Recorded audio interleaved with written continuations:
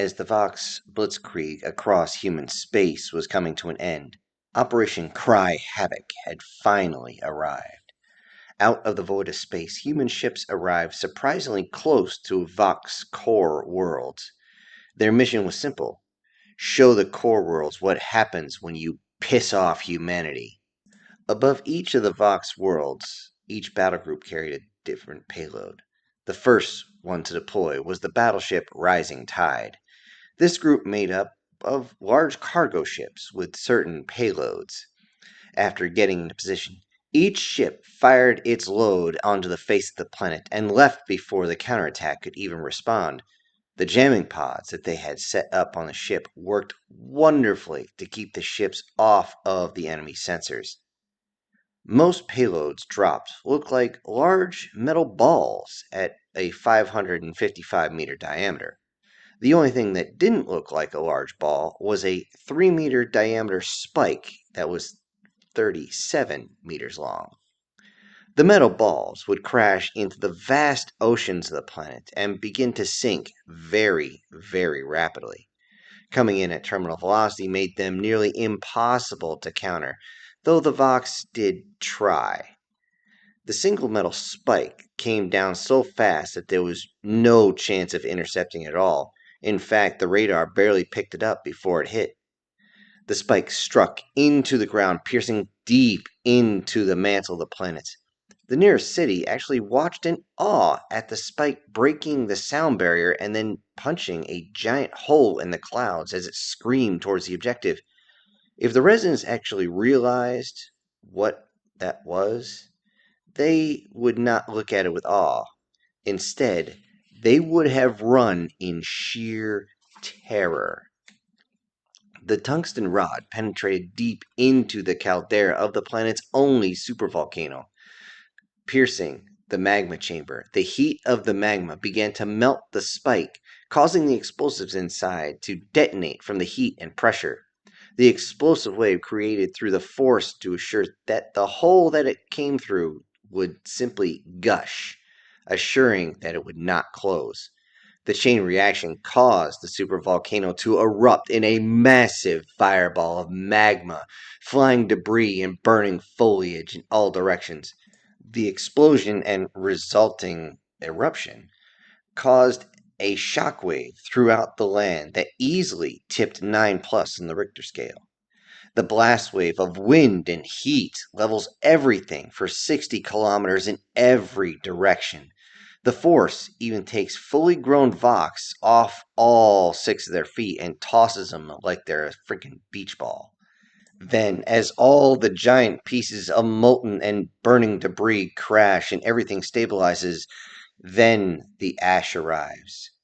It creates a blizzard of powdered concrete across most of the continent, something that no one ever wants to breathe in, and definitely would crush any domicile once it builds up and makes significant weight. As the eruption from the supervolcano makes 1/3 of the planet completely unlivable, the results of the giant splashdown of the orbs is being felt as a 2 to 8 foot wall tsunami begins to hit all coastlines at the same time. It's enough to cause some panic, but not a lot of damage, more of an annoyance. As the waters begin to recede, the true results are then shown. The orbs detonate with a force measured in megatons. The blast wave from the explosion so deep in the ocean pushes up from the seabed and pushing the tectonic plates out of alignment. The secondary quakes simply add to the coming devastation. Devastation in the form of tsunamis measuring over 120 meters at the time of impact with the shore. Most of the tsunami alarms are actually still blaring, warning of the incoming tsunamis, yet anyone that cannot see the ocean believes that the alarm had just not been shut off yet. Anyone going to the shoreline to save themselves from the wrath of the fire of the supervolcano quickly found out that the water can be just as deadly. As the tsunami waves actually reach the caldera, the water mixes with the toxic gases that are being emitted from the volcano. This mixture of poisons all the water on the largest continent of the planet. The groundwater, everything is now toxic. This planet being mostly islands, watches as most of the islands are wiped completely clean off the map as waves strip everything down to the vegetation off the islands, and some that are small personal islands are simply gone.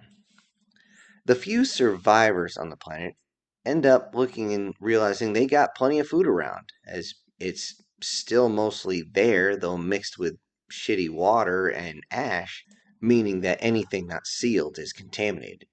Which means if you're smart, they should be able to get through the aftermath just fine, as they have an abundance of resources per individual still there. But they would still have to know how to survive in such a situation.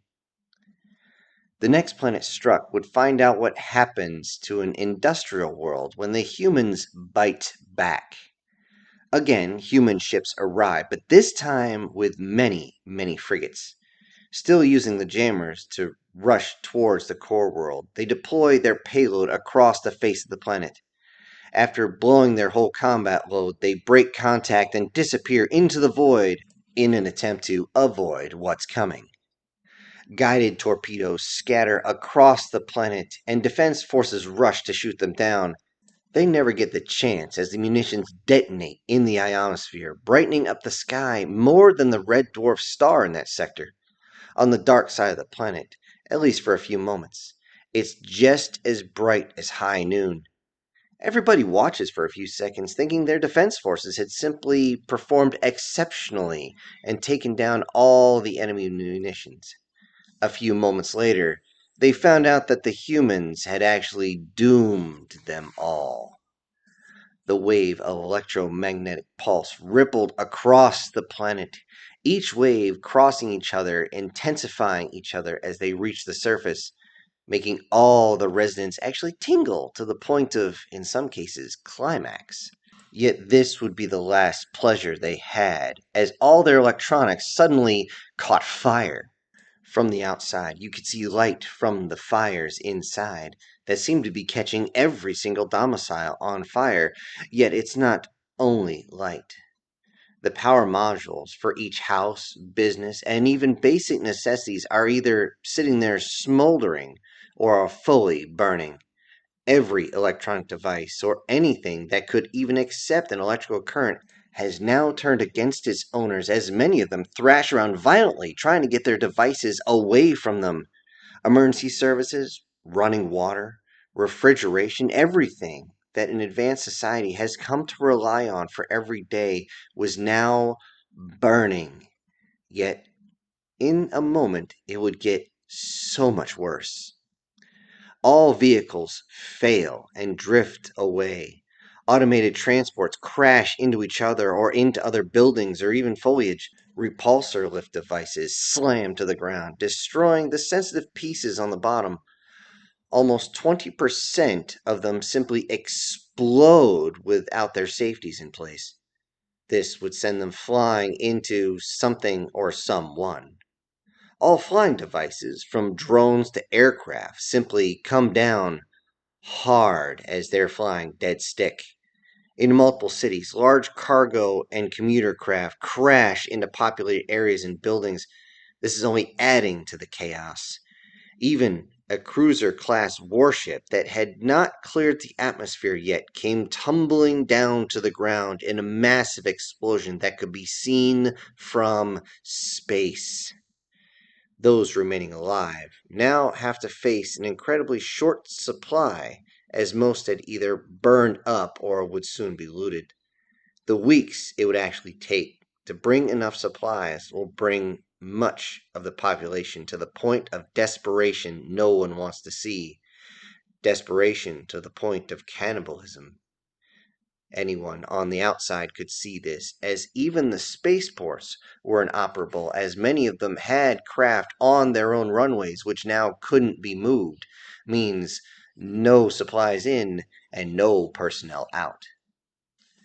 The next world would face something humanity had cooked up just special just for the Fox. Once again, reaching the planet, hoping the jamming pods still work. The group goes full burn across the mesosphere. The shockwave is enough to send many running for cover as they didn't know what was going on. Yet, as before, if they knew what was coming, they would at least try and find a way off their planet. The ships begin emitting chemtrails across populated centers while dropping canisters that parachute softly their way to the surface. As they slowly snake their way across the surface, an audible hiss is actually heard from the canisters. Even on the ground, the moment anything touches the canister, they simply spray out, burst open, if you will, with a vile smelling sludge. It doesn't burn anything, but it does do something. As the human ships tilt out and go full burn out of the atmosphere, trying to clear the gravity well so they can jump, those on the surface begin to feel hot, and not in a good way. The population was just hit with a multitude of chemicals ranging from chloride to full-blown VX gas. The canisters sprayed bacteria from a simple gut bacteria to super gonorrhea. The Vox immune systems would actually go into overdrive trying to face all of the issues at the same time, not knowing what to strike at. If they were lucky, they would simply go into shock and pass out and not wake up again. If not, they now have a chance of bleeding out of all their orifice as their central nervous system begins to shut down. Others would have some of their organs and or brain melt away inside the body. Others ended up covered in boils or psoriasis or some sort of skin condition, and watch their own skin melt off as it just simply itched so bad that they would sometimes scratch it to the point where it's not there, but it would still itch and scratch into the muscle, into the tendons. The paltry few that survive all these conditions is guaranteed to be 100% sterilized. Those scenarios played out across a dozen other worlds for the Vox. The only one treated with special care was the Vox homeworld. The humans did not play around with them. Jumping into the system, their jamming pods allowed first, second, and third strikes, surprisingly. This advantage, as they pushed towards the capital city, the humans sent the message, "You should have signed it." Before bombarding the capital city, its four sister cities with battleship cannons and turrets, and a few nukes just for good measure. Once done, the humans turned and left, sending out one more message. "We left the rest of your homeworld alone for good reason. If we have to come back, we will finish the job." With that, the humans disappeared back into the black.